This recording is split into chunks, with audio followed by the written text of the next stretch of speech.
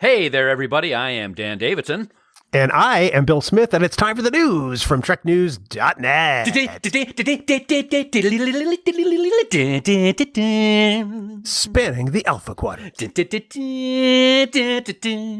For all the news on all the Star Treks you. It's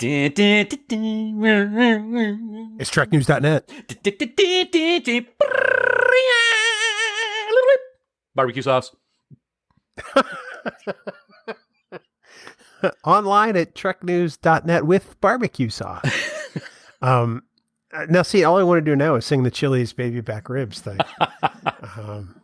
Sorry. Yeah. Welcome to the news from TrekNews.net, the oldest brand new Star Trek news podcast from Trek Geeks, bringing you all the Trek news in 15 minutes or less for the week of September 30th, 2022. Dan, as we record this week, coming up first here, yesterday was a very special date for Star Trek, wasn't it? Yeah, it sure was, man. You know, it's really hard to believe that yesterday, September 28th, marked the 35th anniversary of the premiere of Star Trek: The Next Generation. Of course, you know, when you look at it, this was the first time that new live-action Star Trek was on television since June 3rd, 1969, when the 79th and final episode of the original series, Turnabout Intruder, originally aired. So it was a long time coming. And after a lot of complaints about it not being Kirk and Spock in the original Enterprise, I think it's safe to say, buddy, that it did pretty well for its 7-year run plus several movies. A few movies, yeah. just a couple. Yeah. You know, it's weird because Next Gen premiered the weekend of my 18th birthday. Mm-hmm.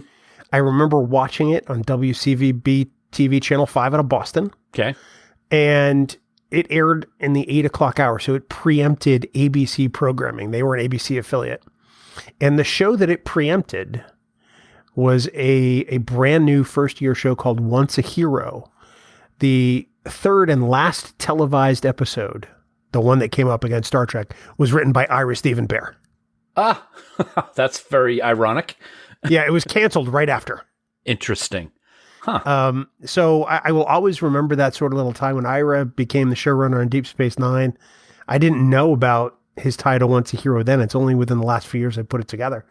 But it's really kind of interesting that TNG had that kind of impact on network television. It had a significant impact, as we're learning now in hindsight. Oh, yeah, absolutely it did. It's funny, you saw it here in New England. You used to live in Colorado at one point, and I actually saw the premiere in Colorado in 1987.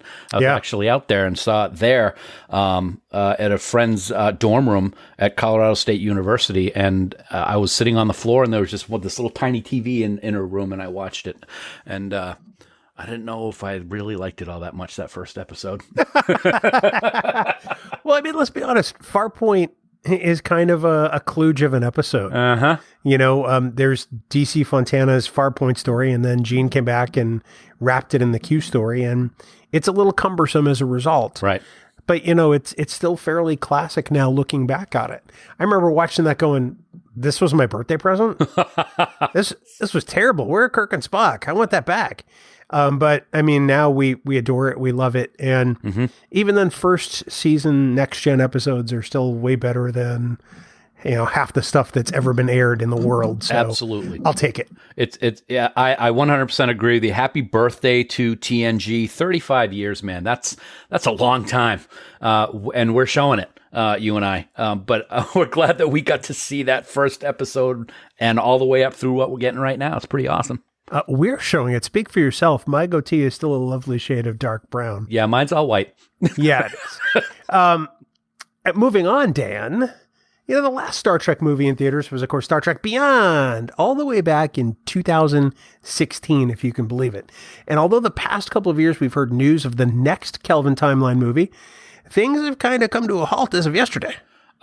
Yeah, but I gotta say, this really wasn't surprising if you've been following all the, quote, Trek movie drama over the last couple of years. You know, we've been getting little snippets of the fourth Kelvin Timeline movie over the last 2 years or so regarding directors and release dates and all that stuff, but we've never really had any substance about storyline or guest cast or who the villain's going to be, or even the sign stars, like or the ones that we've seen in the past, like Chris Pine and Carl Urban and Zoe Saldana. And last month, the director for the film, which was slated to be released on December 22nd, 2023, abandoned ship. And then again, earlier this month, Chris Pine said he hadn't even seen a script. So it wasn't really a shock this week to see that Paramount has dropped the next Star Trek film from its current slate of planned releases for 2023. Now, the state of the film is completely up in the air, as Paramount has not made any official statement about it. And Bill, I, for one, am pretty skeptical we're ever going to see it at this point, to be honest with you.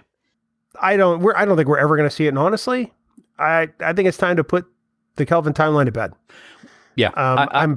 It's been 6 years, 7 if they had actually decided to release this on time, or over 7.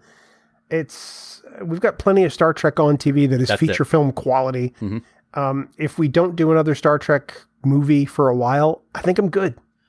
I absolutely agree. And it's not that we're tired of Star Trek. Like we saw it happen, Star Trek tiredness with Enterprise when it got canceled. It's been a while with the movies, and like you said, you just hit the nail on the head. We've got so much television Star Trek right now, and it's I'm good with it. We've been hearing all kinds of rumors for years now about whether or not we're going to see a Quentin Tarantino script, or what's going to happen. Are they going to revert the Kelvin timeline and all kinds of stuff like that? I'm good with it. I don't need to listen to all the what ifs or maybes or what's coming. I'm just going to focus on what we have right now, which is fantastic stuff on Paramount Plus. So if Kelvin doesn't happen anymore, I still love the movies. 2009 is one of my favorites. I love them all. So I'll keep watching them, and I'll be happy with what we got. And that's kind of how I feel. I mean, Strange New Worlds is a movie every week. Discovery is a movie every week. Mm-hmm. Picard is a movie every week. I feel like I'm good.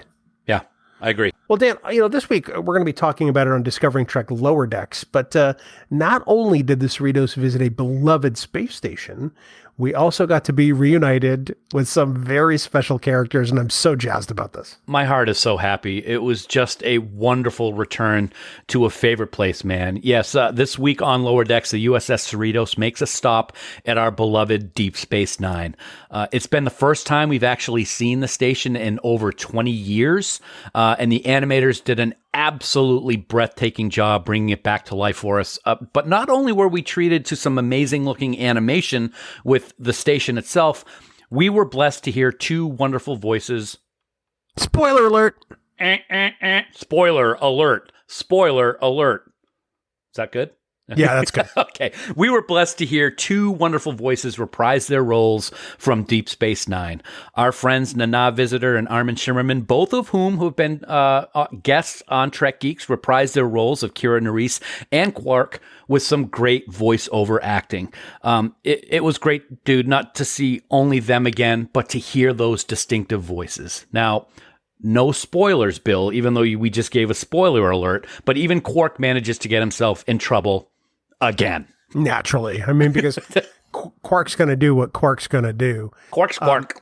Yeah, we figured that not everybody knows that they appear in this episode because it hasn't been announced before the episode's release. True. Which is the only reason why I kind of did an impromptu spoiler alert in the middle. But if you get a chance to watch it this weekend, just drink it in because it is awesome. You are not going to be disappointed. No, you really won't be disappointed. And finally, Dan, we hate these kinds of updates. We really do. But we recently lost another Star Trek alum, and not only was she an Academy Award-winning actress, she may have played the character that so many Deep Space Nine fans just loved to hate. Yeah, indeed. I know I love to hate the character, and part of the reason is because this wonderful person did such a fantastic job playing her. So we are sad to hear that award-winning actress Louise Fletcher passed away on September 23rd at her home in France at the tender age of 88. Of course, she played Kai Winadami on Deep Space Nine and was seen in only 14 episodes over the show's 7-year run, man. Those 14 episodes were always big ones, and man, she always owned the screen, especially the scenes she shared with Avery or Nana, I gotta say. It's amazing to think it's only 14. Yeah. So many people in Deep Space Nine who we think of as core characters, important characters, were only in the series, less than, 20 times, and it's mind blowing. That just tells you the kind of presence that Kai Wynn had and the way that Louise Fletcher played her. Yeah. It's staggering to think. I mean, as we get older, we know these things are going to happen more and more often. Mm-hmm. But this one really hurts. It makes me want to watch all 14 of her episodes in a marathon. Absolutely. And also take into thought that in season 7, she had a bunch of them, one after the other, when she was dealing with the whole Pa race thing with Gul Dukat. So it really is amazing that was only 14. And I got to say, I was so heartbroken a few years back when she was supposed to be at STLV. I had gotten the autograph, I had gotten the picture, and then unfortunately she had to cancel. So I was really sad. I really never got to meet her in person. Now, in addition to her time on Deep Space Nine, she will, of course, always be remembered for her Academy Award-winning performance of Nurse Ratched in the 1975 film One Flew Over the Cuckoo's Nest. That role also won her a BAFTA award and a Golden Globe. Now, regarding Star Trek, it's interesting. During an interview in 2012 on StarTrek.com, when she was asked about what motivated Kai Wynn, she said this, quote, power. She wanted power and she was ambitious. She was sort of a Margaret Thatcher in space, or as I used to say, I was the Pope in space. People would say, oh, you're doing Star Trek, who are you playing? And I'd say, think of the Pope in space, except she's like an ancient Pope from the old days when popes were ruthless and powerful and exerted their powers and fought wars and did all kinds of naughty things, end quote. And I think it's safe to say that that's exactly how she portrayed Kai Wynn. She was an amazing actress, and what she gave to DS9 will never, ever be forgotten.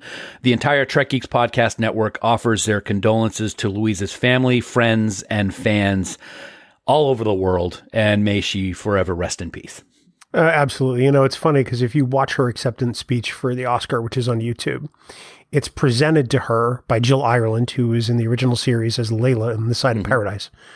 And one of the other nominees for Best Actress was Carol Kane, who we'll see in season 2 of Star Trek Strange New Worlds. It's really weird how, in hindsight, Star Trek just sort of permeates everything. It is everywhere. Her performance that year was phenomenal. She deserved that Oscar. She was an immense talent, and absolutely she will be missed. That's going to do it for the news from TrekNews.net for the week of September 30th. Remember, for all the news and all the Star Treks, please visit our great friends at TrekNews.net. Have a great week, everybody. Live long and prosper.